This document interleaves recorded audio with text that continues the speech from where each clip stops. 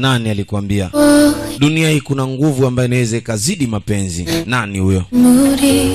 Kama huyo mtu alikwambia basi kakudanganya.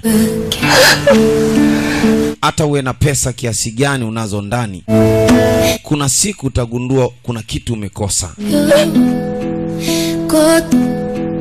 Yule asiye na pesa ndo anaweza akasema mapenzi hayawezi kushinda pesa, lakini mwenye pesa anaweza akakuthibitishia kwamba mapenzi na pesa sio chochote. Yani pesa si chochote kwenye mapenzi. Mkute mwenye pesa naye analia na mpenzi,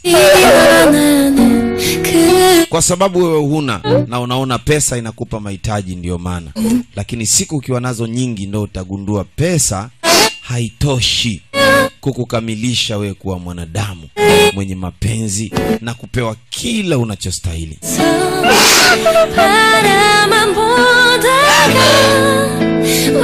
Siku ukiwa na pesa nyingi alafu watu wakakuzunguka wengi, utakuja siku moja kugundua hawa watu walifata pesa kwako, na kwa kuwa walifata pesa basi wataonesha tamaa zao kwenye pesa.